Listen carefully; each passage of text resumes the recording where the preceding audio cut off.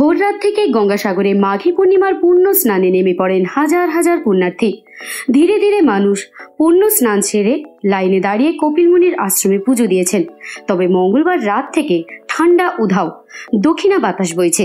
এবারের মাঘী পূর্ণিমার ভিড় অতীতের সব ভিড়ের রেকর্ড ভেঙে দেবে বলে প্রশাসনের অনুমান। সব মিলিয়ে লক্ষাধিক পুণ্যার্থীর সমাগম হয়েছে সাগর তটে। কাকদ্বীপের লট নম্বর 8-এ পুণ্যার্থীদের লম্বা লাইন।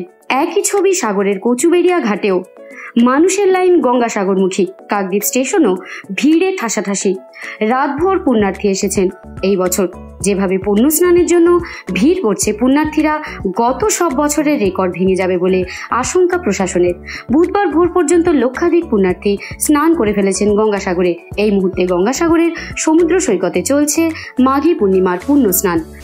অ্যাকচুয়ালি আমরা কুম্ভ মেলার অনেক প্ল্যান করেছিলাম, কিন্তু ওই মৌনী রামস্বর যে ইনসিডেন্টটা হওয়ার পর থেকে আমরা তখন প্ল্যান করলাম না, এবারে কুম্ভটা গঙ্গাসাগরেই যাবো।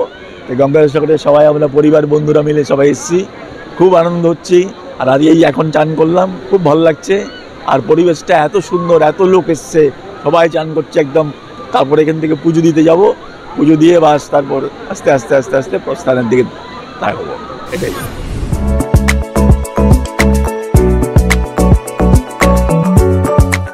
বিবি বাংলা নিউজ টিম।